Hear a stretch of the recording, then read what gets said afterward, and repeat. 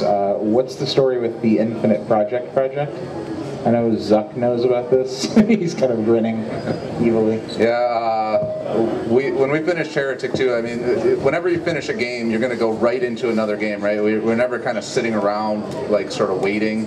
It's always like, we got big plans, here's what we're going to do next, but the publisher's also involved, and they have to tell us it's okay to make this game. So when we finished Heretic 2, one of our programmers said, I'm writing my own game engine, and we're going to make a game on it, and it's great. So I was the designer who was first chosen to work on the project with him to kind of be the R&D and like make levels and get this engine up and running and stuff. And in the meantime, our boss, Brian, he's thinking of helping think of projects that we're going to do. And over the course of about a year and a half, I had no project. It was the infinite, never-ending project where, you know, Eric's over working on Soldier of Fortune and Mike's working on Elite Force, and, you know, they're having all kinds of fun. And I, in the course of a year and a half, almost had, let's see, Dungeons and Dragons, Vampire the Masquerade, Conan the Barbarian, Blade, The Seven Voyages of Sinbad, Aliens, our own game, and that's only the ones I can remember. Mutant Chronicles, yeah. So it was like all these, you know, I mean, and some of them got far enough, like White Wolf, Vampire the Masquerade. They sent us, here's all of our products, read up on it and get familiar with it. And so I'm sitting in my office, I come in for 8 hours a day and I'm reading vampire novels and learning everything about vampire clans and everything. And then I get done with the 12th novel in the series and they're like, oh yeah, we're not doing that anymore. So finally they said, you know, I think you've had enough of sitting around, basically, and I moved to Soldier of Fortune, and they made some other poor sap do R&D for another 6 months. So, does anybody out there, it seems like we've been going for a little while, any questions from anybody? All right, we've got at least one. Oh, they got another mic, great, go for it. Hi, I'm taking an animation mentor. Oh, can't hear you, is the mic on? Hello? Hi, I'm taking animationmentor.com to be a character animator. Okay. I'm in my last semester, it's killing me, and I was wondering, what would you guys suggest if, once I'm done, would I be able to submit my stuff to you to see if I would be good enough to help you make games? Yeah, we actually, if you go on our website, there's the cool part about working for Activision now, we're owned by Activision. So it's not just our studio. If you submit things, we can talk to you, like if you wanna give us your info or whatever, because we're always looking for people. But yeah, go on the website. There's a whole submission part, and it goes to more than just Raven. It goes to all the Activision studios. So if you were like, oh, I love working on things that are more like Skylanders, great. That goes to Toys for Bob. If it's more I love realistic, modern day things, then that might go to the Call of Duty branch. So yeah, but yeah, swing by up afterwards. That's fine. Appreciate it. Yeah, and a lot of what we do now, somebody who's just coming out of school, is we hire interns. So you come in and you get paid. It's a paid internship, and you get a 6-month internship, and if you're showing promise and you're good, we'll extend you for another 6 months or hire you on. And at the end of the second 6 months, we'll either hire you on or move on. But it's a good way, you know, if you're like, well, I know nothing about the games industry, but we think you're talented, you can get in and give it a try. And maybe you love it, maybe you don't love it, but it's kind of less risk for everybody involved, because as an intern, you can sort of leave any time and so on. And you get industry experience because you get your name in the credits of whatever projects worked on and stuff too. Anybody else? Yeah, thanks. Feedback. Excellent. I teach video game programming at high school, and I was wondering if you'd recommend a game engine that might be somewhat easy to use. I know none of them are easy to use, but if you have any recommendations. For learning programming? No, but these would be students who already know how to program. They've already taken a year of programming, and we've been using the XNA Game Studio, and we're using a port of the Box 2D called Farseer Physics. So we did some of that, but you know, you guys have mentioned the things about the Quake engine and the Doom engine. I didn't know if those were tangible. If it's XNA, you're using C#, is that right? Yeah, C#. Okay. I know Unity, I think, is C#. That's probably your best option there, and they have I think they don't have 2D.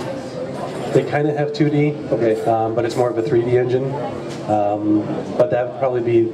It's free. It's free. And it's probably one of the most widely used engines right now. Oh, great. So I would definitely recommend Visual Unity. Studio. You can use Visual Studio with that. I think you can edit in Visual Studio, yeah. Great. But yeah, I would definitely recommend Unity as your engine. That'd be great. Thank you. Yeah, I guess just really quick, as a more of a level designer, I haven't used Unity. I would probably suggest Unreal Engine. You can download Unreal SDK for free. It's really easy to get in and start building stuff and see it, and their tools are fairly easy to use. So that would be my recommendation for like a level designer. That needs a little more powerful machine just to keep it. I don't know what sort of machines you're running. Like, yeah, there's a little more beast needed for that one. Okay. And as far as the Unreal Engine goes, you would write an Unreal script, which is kind of a C++ style script. Okay. And if you're looking for something that's purely 2D, if you guys can learn ActionScript 3, there's a framework for Flash games called Flixel that's really, really cool. It was used to make Cannibal and a few other more independent Flash games, but it's really good stuff. Thank you. Hello? All right. Hi. You were talking about R&D and reading through all these stories and putting that together. Do you ever use consultants for that kind of thing, or how does somebody break into the R&D thing? Well, the nice thing about working in a game company is everybody's got ideas. So there's never any shortage of that, and we don't use a lot of outside consultants for coming up with ideas. And as a matter of fact, Activision has a policy that they don't take ideas because they don't want to, they don't want the danger of lawsuits and things. So we don't even take ideas from outside. Where we bring a consultant in is where they are very specialized in something we need.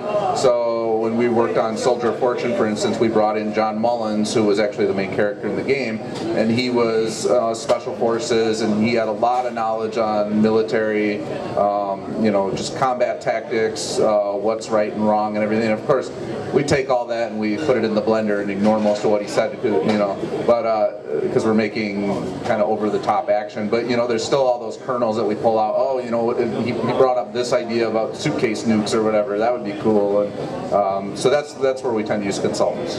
A more recent example, we can't talk very much about Call of Duty, but when we did get involved with it again, John Mullins, I believe a few people went to kind of a training camp thing over the summer. It sounded like it was pretty brutal. I think you went, didn't you? It was, yeah. We actually went to, I think it was November. We went down to Oklahoma, to an undisclosed location in Oklahoma where they had us just shoot a bunch of guns, and that was really interesting. I'd never really shot a gun before in my life. I'm from I'm from East Coast cities, so we don't really carry guns out there. So there's no hunting. New Jersey, yes, New Jersey. No. But yeah, that was really interesting. I got to fire guns and fire a, probably shouldn't say this, a Barrett 50 cal. That was really cool. It was as tall as me and weighed like 100 pounds or something. And they had us run through some exercises where you had to go into you had to pretend you were coming home and you hear your wife screaming and there's a guy with a gun there and you've got to figure out what to do. And some of us shot him, some of us let our wife get shot and got shot, and some of us, one guy went in there and he's like, the guys around the corner and he's like, and the guy, one of our guys goes and says, drop your weapon. The other guy says, drop your weapon. And then our guy says, no, I'm telling you to drop your weapon. And they start arguing, and the instructor walks in, he's like, no, this is not what you do. You're not a cop. You're not coming in and just shoot him. He's in your home. And then that guy later, we were using paint pellet guns by that point. Later, the three of us had to go and rescue a hostage, and they're like, all right, here's the situation. There's a hostage somewhere in this building. You don't know where. You've got to check the entrances. You guys have your guns and flashlights. They cannot get the information from this hostage. We don't know how many of them there are in there. And so we go up. I'm like third, I think. So the first guy, we check some doors and stuff. He throws open the door, gets shot. Second guy goes up, takes a couple of shots, gets shot in the groin. He goes down. And I'm like, oh man, I'm the only one left. And there's like 5 guys in there. So I kind of shoot through some cracks. I kind of run across the door and shoot, and then I'm out of ammo, and I'm like figuring out what to do, and they just stop it there because they said they probably would just rush out and shoot me. I'm like, no, I could take them down and steal one of their guns and stuff. They said, you shot the hostage. And I said, yeah, but they're not going to get the information from the hostage. That was the directive, right? But yeah, so that was a lot of fun. We didn't use any of it, but it was fun. As far as storyline creation, is that a specific job within your company, or does it just kind of move around to different programmers? Yes, you said the story? Yes. So I was actually just going to talk about contractors and story too to answer your question. When we first started, it was much more like, hey, you're the team making the game. You guys come up with a story, and if you're working with another studio, they're going to approve it. And then depending on what the studio was, we worked with Marvel on X-Men stuff, and we worked with Marvel on Wolverine, and then a movie house got involved, and they were very like, this it needs to be more towards the movie because we want you to sell the movie. So it really depends on the project. But the earlier games, it was more about, hey, you guys do whatever you want, and if we think it's cool, we're going to approve it. And then something turned, and I honestly I don't know what the reason was, but I think suddenly it was more about, this was years and years ago, suddenly it was all about, you need to hire Hollywood talent. And it's all because we can put their name on the box and you can make all this money. So even back on Soldier of Fortune, there was this thing like, you guys need to hire this Hollywood talent to write this story, and it's like, okay, that's great. So they found this guy who had he wasn't Hollywood talent, he is a book published. He had put out his first book, and it was this huge book, and it sold really well, and he got this great advance on the next book, and he came in, but he didn't know games. So his first thing was like, yeah, this is the main character, and he's gonna be in love with this woman, and we're gonna have this whole part of the game where there's this love story, and they're meeting each other, and they're kissing. And I don't know if you've ever seen 2 really low poly characters kiss. It's not realistic, it looks horrible, they look like robots. So he just didn't understand where that was coming from, and then we had already planned out, like, here's our story, and here's where everything's going, and we'd already started working on the locations, It's like, oh, well, it's this terrorist cell, and they're in the Middle East, and they're in Germany, and they're here and there and there, and the first thing out of the guy's mouth was, there's no terrorists in the Middle East, and so we just we didn't see eye to eye on anything, so it was really a nightmare. Nice guy, talented, he had cool ideas, but at the end of the day, he walked away from the project, and the one thing we took was he had a character named Jessica 6, and that's the only thing that out of all this money and all this time and all this work that survived, and it was actually, we turned it into a missile. Like everyone's talking about Jessica 6, and at the end of the game you find out, oh, Jessica 6 is actually a missile. So yeah, I just spoiled it. I know you're all going to run out and play Soldier of Fortune. It's probably really hard to find, but even now today, it's like the games that we work on, working in the Call of Duty license, especially. Writers are movie writers and big time, they have their agents and they have their team of writers that work with them, and that's more what's getting hired, at least in our world. Any other questions? Oh, we got a couple other more. questions. Okay, I saw you first.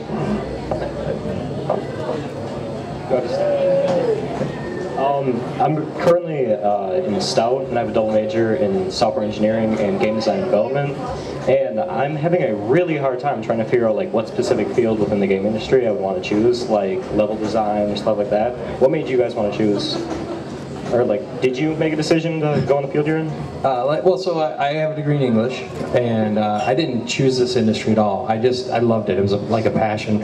So from my perspective, there was no schooling for what I was doing. But I just found what interests me the most is sort of where my career has moved. I like storytelling. I build levels. I used to. Now I'm more overseeing things. He's one of the man. Yeah, I'm the man. But it's still all about the creative side. And I honestly, while I did BASIC and Pascal when I was younger, languages, which are long gone dead, don't worry about those. I enjoyed it, but it didn't hold me as much as being able to create a world and create the art. So I think the biggest thing is, what do you like to do, and where do you find your, in your classes you're taking now, what is that class that wants you to come in every day and actually do homework instead of the night before, that you're doing it a week before, or you're doing it when it's turned out. That's the way I feel, at least.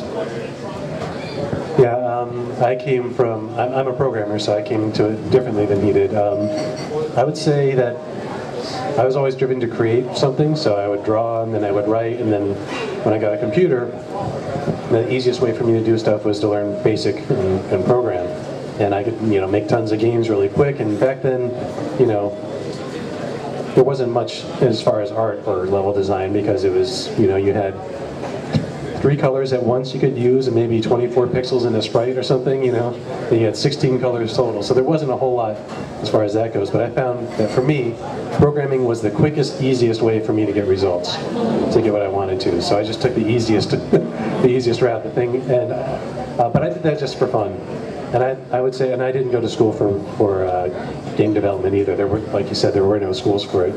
I would say that whatever it is you would do, even if you weren't getting paid for it, even if you weren't going to school for it, you would just do it on your own. That's probably what you probably want to do.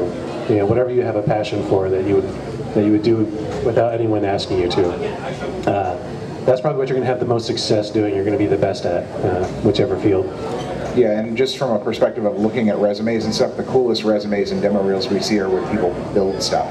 I'm audio director at Raven, and the coolest demos I get are when people send me this thing and say, hey, I made this little game and I wrote the music and designed all the sound effects, and you can play it rather than just watching a video. It's always the best thing. Yeah, and I would say, based on what you said, level scripting might be right up your alley. It's like a little bit of programming and knowing a language or learning a language, and then also doing game design. Like you're the guy that's making the level happen, and so I don't know. Level scripting sounds cool. That's what I do. He's pushing his own agenda. Scripting. Yeah, and none of us, I would say it's almost a universal thing in the game industry. Nobody seems to have consistent backgrorounds. We all come from weird tales. So, I mean, I studied psychology in college and I dropped out and decided to make sound, so. Did that help? Okay, good. Hey guys, huge fan of Singularity, but my question is it seems like you guys have been taken in under the Call of Duty umbrella, is what I like to call it, and it seems, looking at your guys' history since the early 90s, that every couple of years you guys have had a new IP. Now that you're under this new umbrella, are you guys seeing any problems or issues with talent leaving due to they feel like their creativity has been stifled, or that they're just being held back, or they're just sick and tired of it? I mean, I know when you talk to the fans and stuff, they seem to say that Call of Duty has reached a peak, but yet here we are breaking blockbuster sales year after year. I think there is little of everything you said. There certainly were people who left that they didn't want to work on Call of Duty, and they've gone on to other studios, and they're still successful, and we're happy for them. But for a lot of us, it's just a new challenge, and I played all the Call of Duty games before we got on it, but I wouldn't call myself a huge, gigantic fan of it or anything before that. But I got in there and I got the opportunity to make some cool levels, and we can't really speak to exactly what we worked on, but we got a lot of kudos for what we worked on in the press without them knowing that it was us, and that makes us happy. And I'm still super excited, even the projects we're working on now that nobody even knows about. Just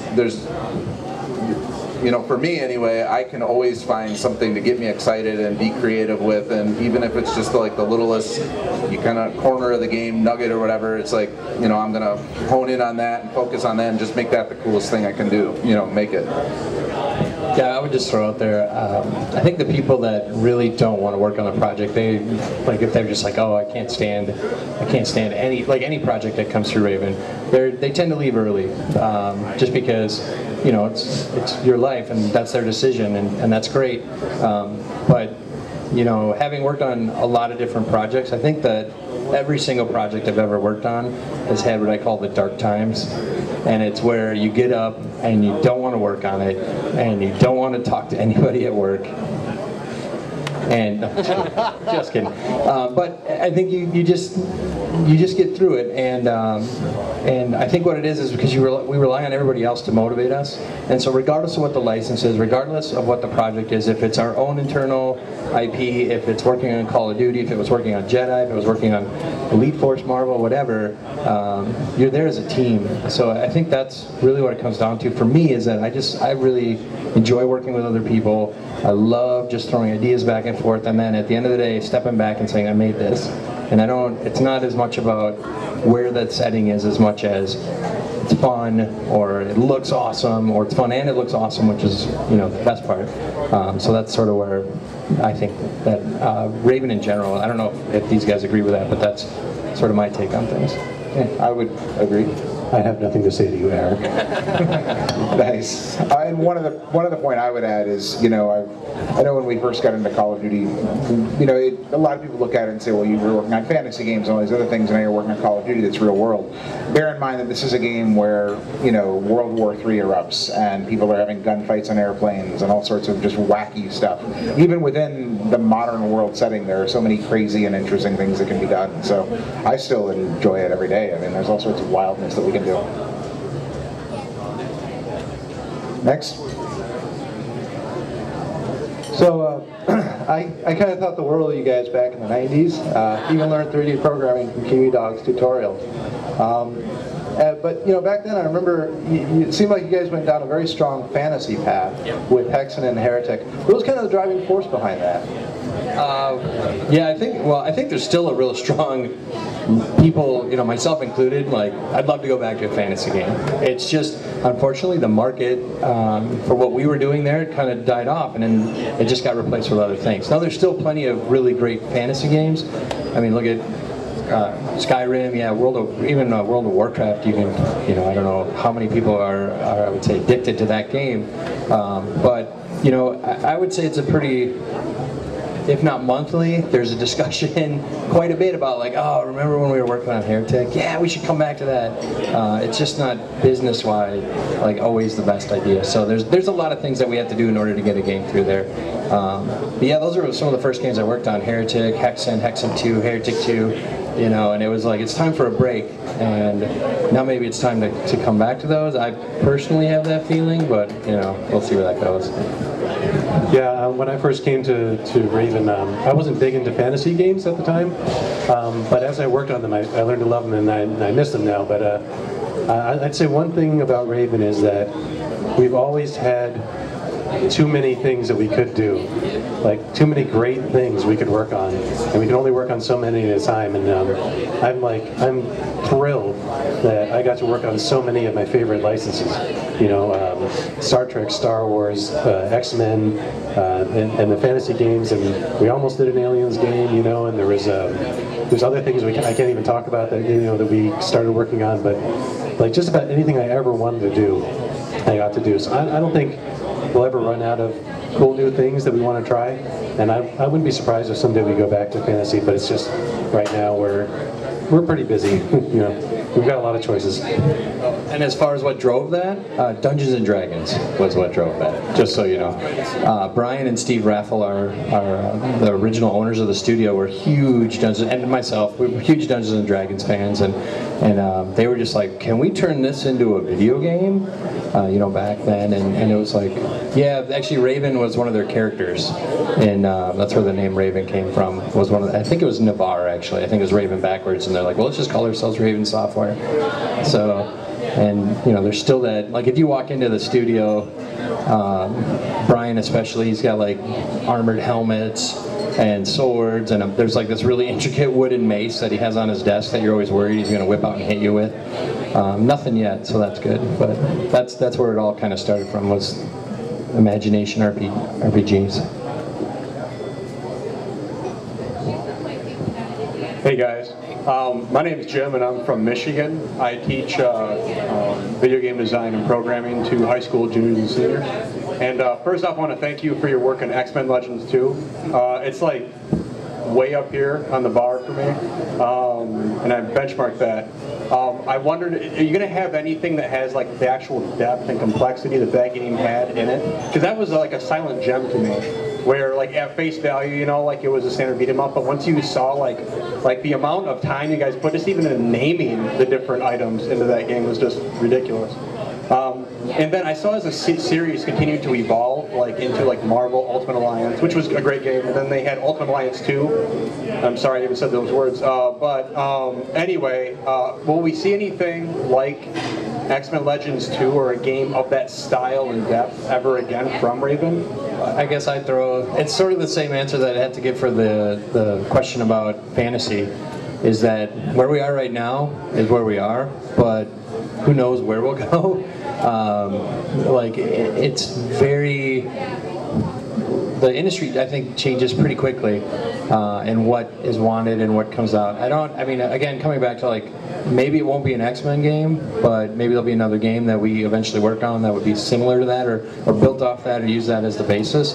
But, you know, who knows? Again, it's one of those where Mike did worked mostly on the X-Men stuff. So, but things change, you know. Who knows? Yeah. What a cheesy answer. Hey, well, yeah, who knows? It's the truth, though. They change fast. I mean, we were working on totally different stuff, and this was when I was at Raven, and I remember getting called into a conference room with you one morning, and you were like, Mark, we're working on Call of Duty. And I was like, oh, wow, okay. Yeah. I mean, it was literally just walk into a room that morning, I'm told that, I'm like, okay, I'm going to go back to my desk and play them now. So, who knows?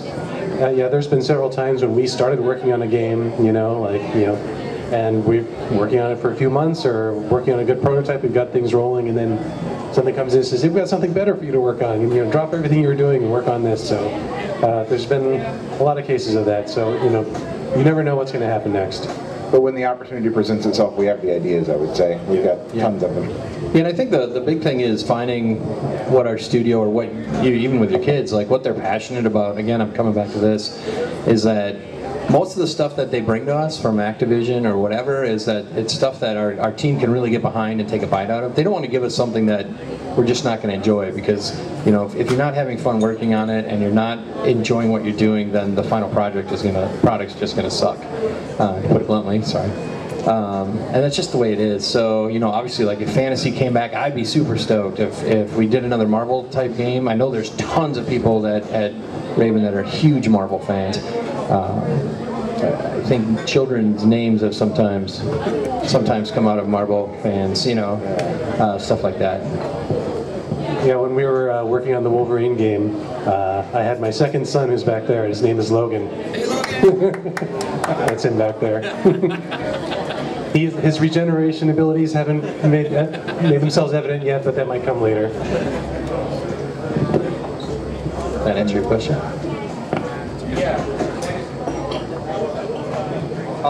Yeah, and what would you have, and you have addressed this a little bit, and thank you so much for your answers, guys, but as far as like a game like that has, like, and I keep going back to Legends too, just because it has such a special place for me, for students, aspiring students that want to go out and do something like that, make a game of that type of depth, like, it's so overwhelming when you look at it just like from the outside. How do you begin a project like that? Because I have students that have the drive, they just need direction. So, any thoughts, guys? Yeah, we've done a lot of different things. Paper planning actually is really boring, but you can work out a lot of systems and ideas by paper planning things. Gaming, like, you know, turn it into a board game, turn it into something, a card game, turn it into something that you can actually do face to face that's still fun. And is it fun there? If it's not fun there, I think it's gonna be fun inside a video game. So from that regard, like, that's a way that even if you have zero technical ability or zero skills with computer, coding, whatever, it's something that you can at least, you know, even if it's just stick figures on a piece of paper, it's still something that you can share with another person and see if it's fun. Yeah, I still do lots of making games on the side at home just for fun, as just another creative outlet. I don't do anything of that scope just because I don't have the time, but I would say that if you were trying to do something like that, focus is the most important thing.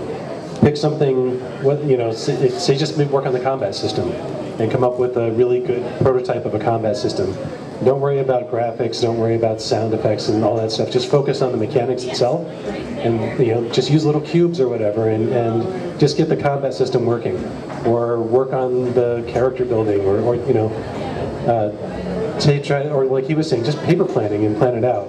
Or take a game that you really like and analyze it, try to figure out how it works, and break it down, and then try to implement your own version of it or something. Or one of the things that really worked for me was take a game that's already done. If it's moddable, go in there and just muck with it. All the work is already done.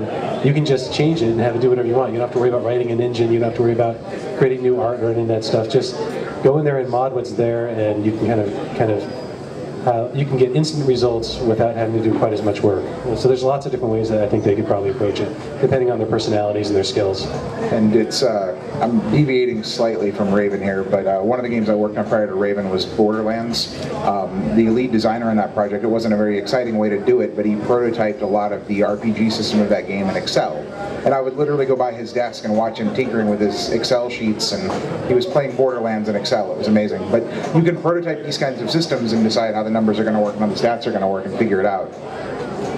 Yeah, and I think the big key is your first idea is not going to last. It's iteration and more iteration and more iteration. I mean, like, I could come up in my head with what I think is the coolest idea, and as soon as I tell Eric and Mike about it, they're going to be like, oh, that's kind of neat, but what if you did this and this and this?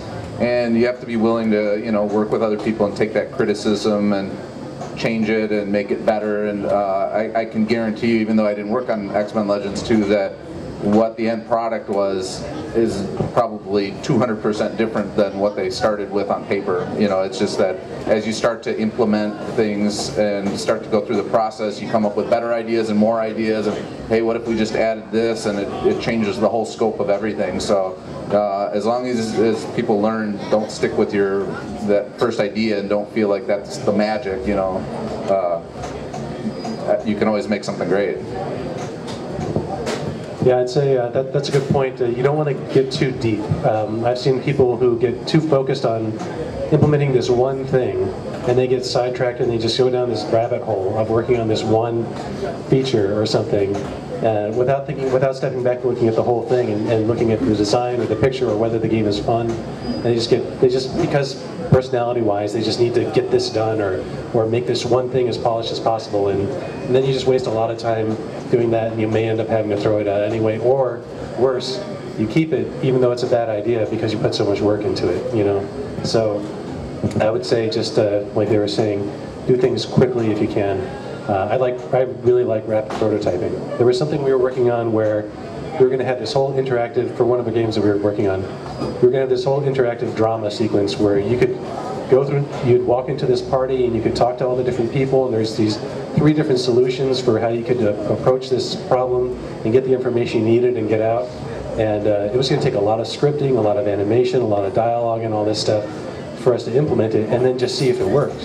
So what I did was first we flow charted it. We said, okay, you do this action, it leads to this, but this one will lead back to this, which you could get from here. We did a flow chart, we identified some problems. Then I took that flow chart and I implemented it in Visual Basic as just a little text adventure kind of thing with like some pictures of characters and stuff and items you could pick up.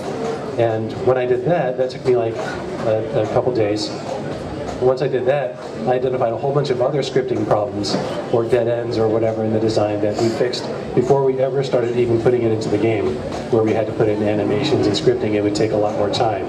So, if you can identify your problems early, rapid prototype before you get too deep into putting detail in, I think that's a good way to approach something that, at the face of it, looks really huge and complex.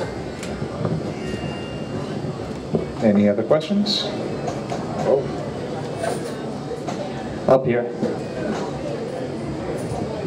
Did any of you guys participate in the pie eating contest, and who won? No, I did not.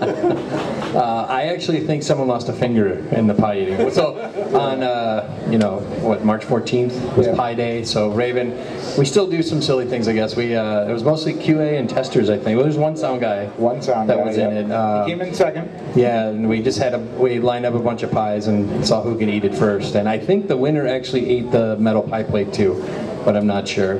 But no, I did not. Was not in that.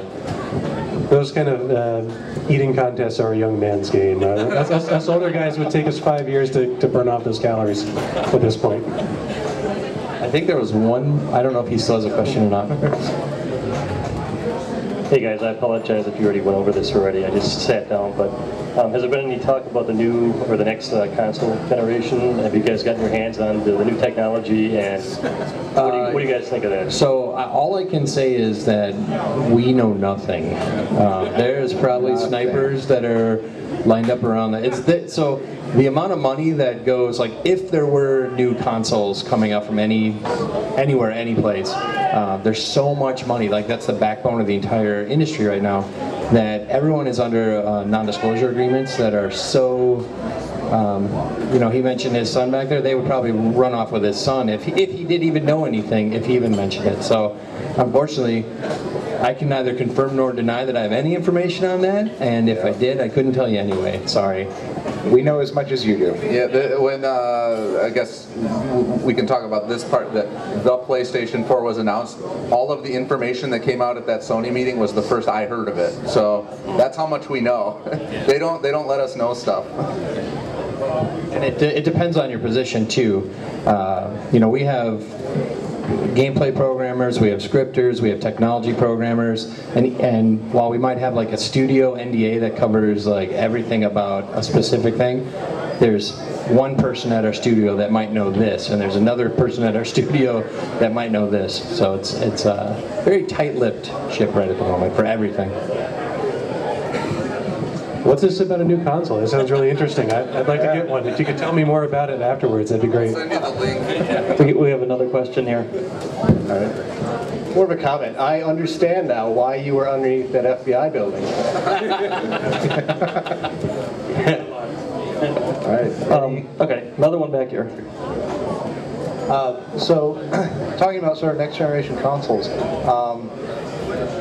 Or not. there's well, no, but it looks like the game industry is diversifying. You know, you're not getting as much focus on the consoles now that you once did.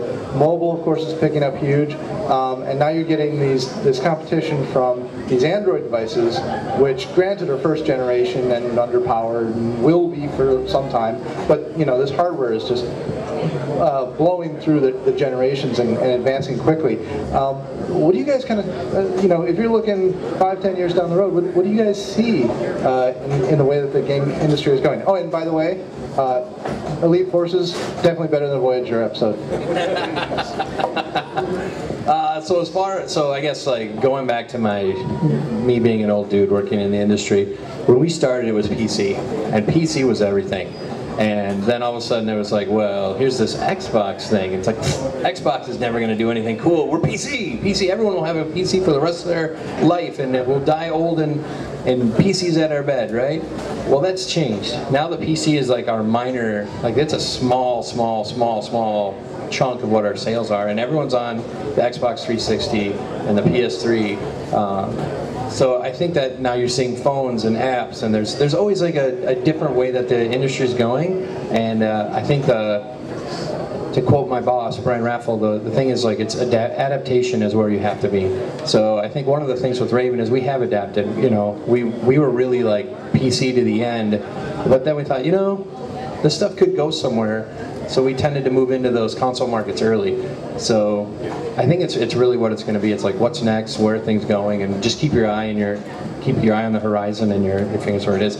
I also think the big thing that's sort of taking over is like you have Roku and you have Vudu, and we have all these different things it's amassing everything. The PlayStation 3 was the beginning of this, where they're like, you know, we have this Blu-ray player, it's like brand new, and it's the best Blu-ray player on the market when it came out.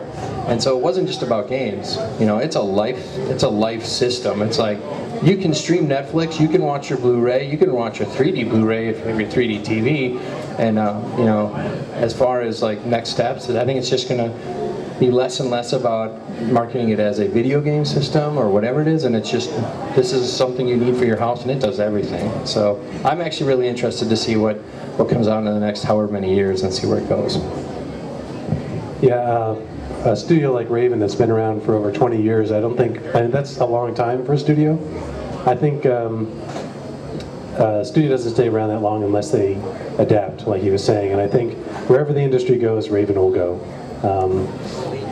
Yeah, or lead. It depends on what's out there and what really takes off. And personally, I like that there's so much diversity. I mean, I like having big console titles. I like having downloadable console titles.